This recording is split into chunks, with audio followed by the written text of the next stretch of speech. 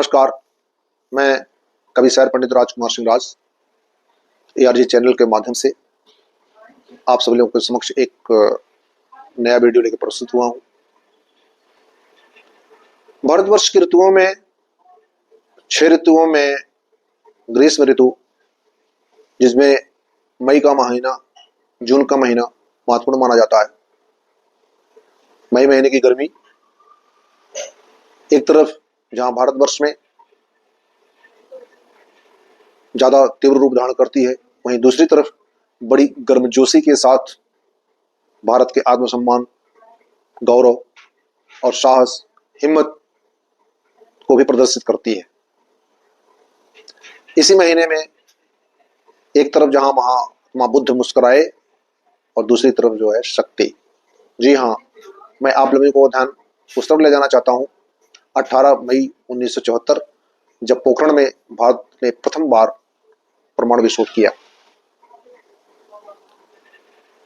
तो उस समय तत्कालीन प्रधानमंत्री भारत की आयरन लेडी श्रीमती इंदिरा गांधी और भाभा एटॉमिक रिसर्च सेंटर के चीफ राजा रमन्ना थे। विश्व की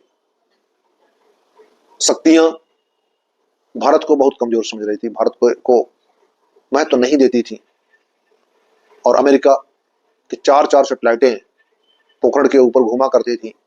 उन सैटेलाइटों को नजरअंदाज करते हुए, उनके आंखों में धूल झोंकते हुए भारतवर्ष ने 18 मई 1974 में अपने परमाणु विस्फोट से अपने को विश्व की 6वीं शक्ति के रूप में प्रस्तुत कर दिया। भारत का यह परमाणु विस्फोट अपने आत्मगौरव, राष्ट्र सम्मान के लिए ही था, किसी को धमकाने के लिए नहीं, न ही किसी विस्तारवादी नीति के तहत था। इसके पहले के इतिहास के पन्नों में झांक करके देखा जाए तो 1962 में अक्टूबर महीने में चाइना ने भारत के ऊपर आक्रमण किया, धोखे से आक्रमण किया। पंचशील सिद्धांत के तहत भारत में हिंदी चीनी भाई भाई के नारे लग रहे थे, और उधर धोखे से चाइना ने भारत पर आक्रमण करके भारत के कुछ एरिया को, कुछ भाग को अपने कब्जे में ले लिया। 1962 के भारत चाइना युद्ध का फायदा उठाते हुए, भारत को कमजोर समझते हुए, तत्कालीन पाकिस्तान के जनरल अयूब खान, जिनको अमेरिका से पैंटन टैंक मिले थे, हैपर और साइबर उनके पास फाइटर थे, उन्होंने समझा कि भारत एक कमजोर देश बन चुका है, उसके ऊपर ये मौका मिला है कि उन्हें आक्रमण किया जाए। 1965 में भारत पाक युद्ध हुआ, जिसमें भारतीय फौजों ने राजस्थान के खेमकरण में पाकिस्तानी पैंटन टैंक को, जिसको कि अमेरिका से उन्होंने खरीदा था, खेमकरण में भारत ने उनके टैंकों की कब्रगाह बनाई। 1971 के भारत पाक युद्ध में, जो 3 दिसंबर 1971 से प्रारंभ होकर के 16 दिसंबर 1971 में भारत के जनरल जगजीत सिंह अरोड़ा जी के सामने पाकिस्तानी जनरल नियाजी ने अपने 93,000 सैनिकों के साथ आत्मसमर्पण किया और बांग्लादेश का अभ्युदय हुआ। इस प्रकार से 1971 का भारत पाक युद्ध का समापन हुआ। भारत पाक युद्ध में अमेरिका ने खुल करके पाकिस्तान का साथ दिया, अपने 7वें बेड़े को बंगाल की खाड़ी में भेज दिया। उसके पहले श्रीमती इंदिरा गांधी ने रसिया के साथ में शांति के समझौता जो है कर लिया था। रसिया ने अपने पनडुब्बी जहाज को भेजा, जिसने कि अमेरिका के इस 7वें बेड़े का पीछा किया। अमेरिका वहां से हट गया। इसी बीच में जनरल नियाजी के समर्पण के साथ और बांग्लादेश के अभ्युदय के साथ में जो है भारत पाकिस्तान का 71 का युद्ध जो है समाप्त हुआ। ये ऐसी परिस्थितियों से गुजरते हुए भारत के आत्मसम्मान, राष्ट्र गौरव को बरकरार रखने के लिए विश्व में साहस, हिम्मत और क्षमता को प्रदर्शन करने के लिए ही इंदिरा गांधी ने 1972 में जब भाभा एटॉमिक रिसर्च सेंटर का विजिट किया था, उसी समय राजा रमन्ना साहब को बताया कि आप परमाणु बम पर काम कीजिए, और राजा रमन्ना ने 2 वर्षों के अंदर अपने 75 वैज्ञानिकों के साथ में प्रथम परमाणु विस्फोट, अर्थात जिसको पोखरण प्रथम कहा जाता है, उसे संपादित कर दिया। पुनः अटल बिहारी वाजपेयी की सरकार आई उसके पहले पीवी नरसिम्हा राव की सरकार ने 1995 में परमाणु बम विस्फोट की पूरी तैयारी कर लिया था, लेकिन यह खबर अमेरिकी सिक्योरिटी एजेंसीज को, CIA को पता चल गया था, जिसकी वजह से भारतवर्ष को यह परमाणु परीक्षण टालना पड़ा। पीवी नरसिम्हा राव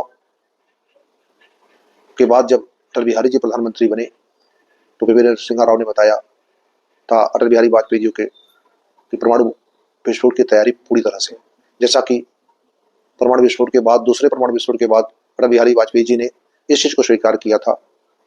उन्होंने लिखा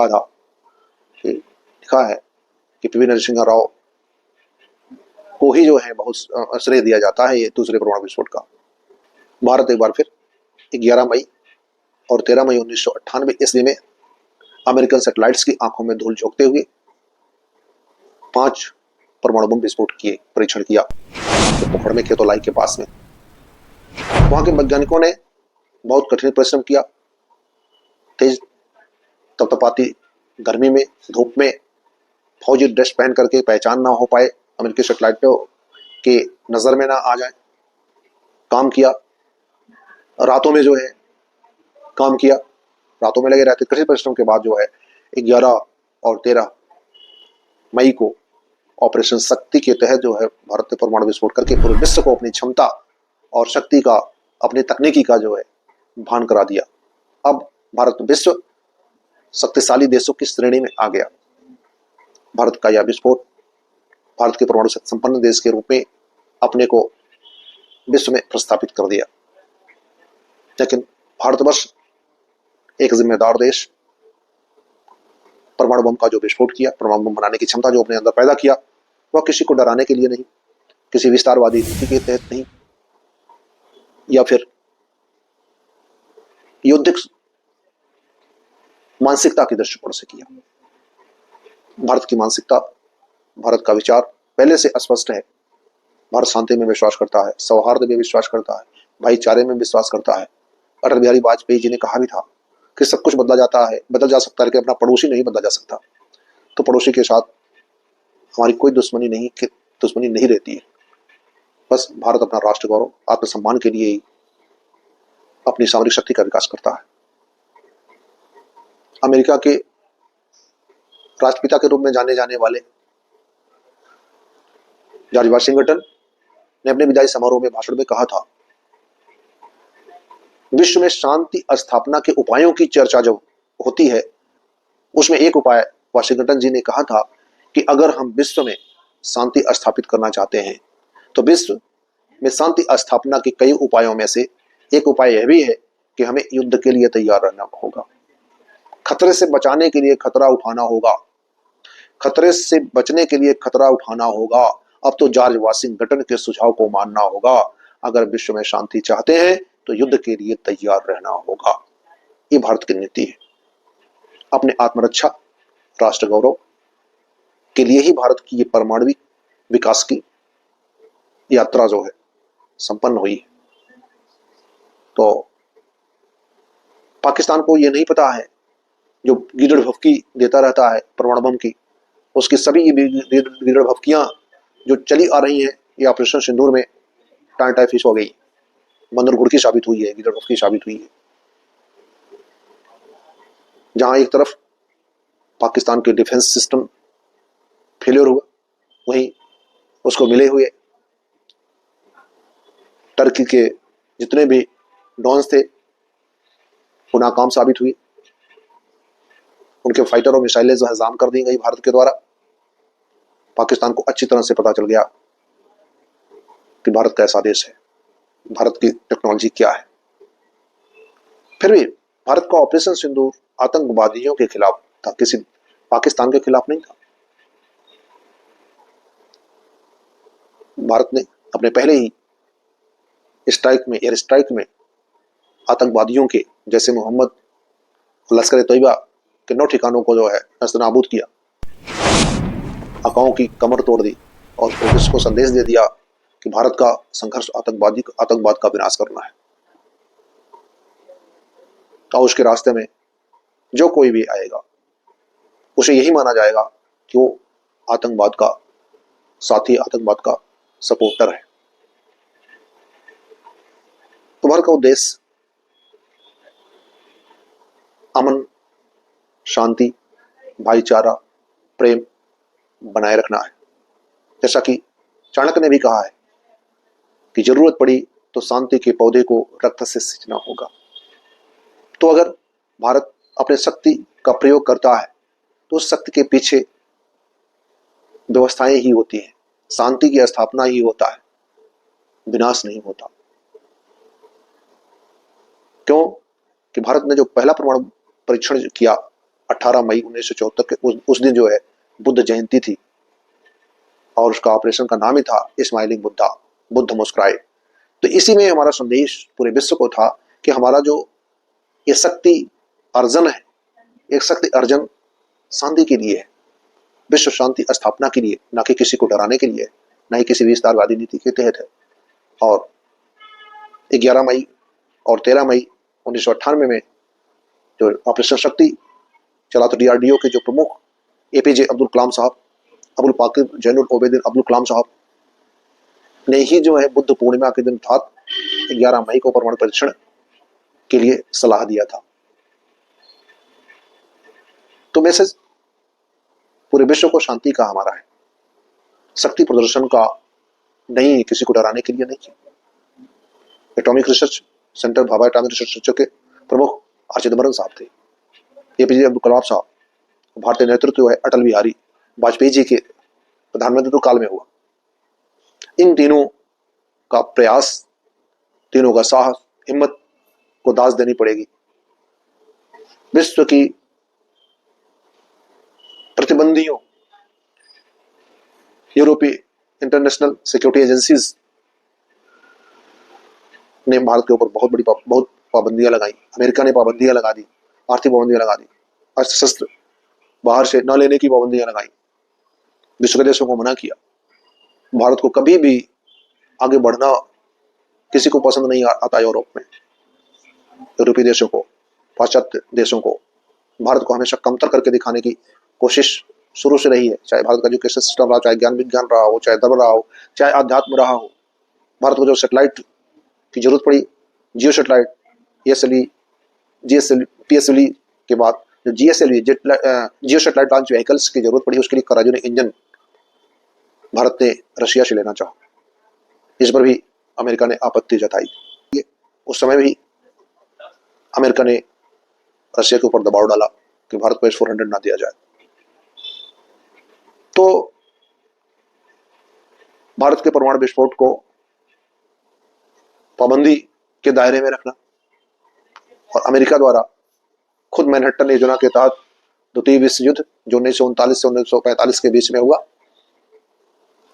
अमेरिका द्वारा मैनहट्टन योजना के तहत परमाणु बम का विकसित करना और 6 अगस्त 1945 और 9 अगस्त 1945 में हिरोशिमा और नागासाकी पर बम गिराया जाना। 6 अगस्त को लिटिल बॉय हिरोशिमा पर और 9 अगस्त को फैट मैन नागासाकी पर जो बम गिराया गया था, उससे 4 गुना शक्ति वाले बम का परीक्षण भारत ने किया 1998 में, 13 मई और 11 मई। तो इस प्रकार भारत एक शक्तिशाली देश हो, एक सक्षम देश हो, एक समर्थ देश हो, अपने आत्मसम्मान की रक्षा कर पाए, यह विश्व के देशों को बड़ी मुश्किल से हजम हुआ। तो सोचते हैं कि भारत एक पिछलग्गू देश बना रहे, हमसे हमारे पदार्थों पर निर्भर रहे, हमारी टेक्नोलॉजी को खरीदता रहे, हमारे उपकरणों को लेता रहे, सामरिक उपकरणों को लेता रहे, हमारी टेक्नोलॉजी को खरीदे, हमारे उत्पादों को खरीदे, हमारे कुल मिला के हमारे पीछे एक पिछलग्गू की तरह से भारत बना एक आत्मनिर्भर देश ना हो।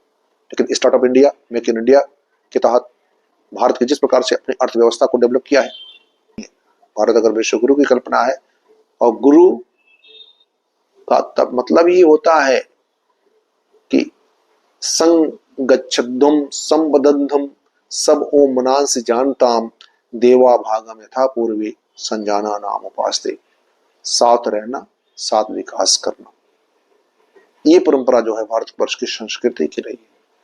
तो जो गुरु की परंपरा है, भारतवर्ष गुरु शिष्य की परंपरा है, उसमें समानता, भाईचारे, बौद्धिक विकास, सामाजिक विकास की परंपरा है।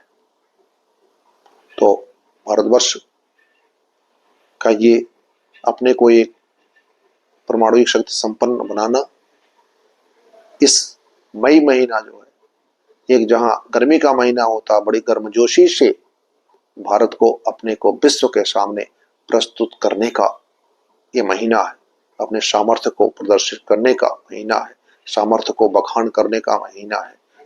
क्योंकि अटल बिहारी वाजपेयी जी ने 11 मई को टेक्नोलॉजी दिवस के रूप में उद्घोषणा किया इसी परमाणु परीक्षण और भारत को परमाणु शक्ति संपन्न देश होने के उपलक्ष्य में। इसी के साथ मैं आज का वीडियो समाप्त करना चाहता हूं। वीडियो लंबा हो रहा है और आप लोगों से यही मेरी गुजारिश है, अगर मेरा चैनल आप लोगों के लिए कुछ कर पा रहा है तो उसके लिए मैं बहुत बहुत आप सभी लोगों का आभारी हूं और आपके आशीर्वाद की आकांक्षा के साथ मैं राजकुमार सिंह, जय हिंद।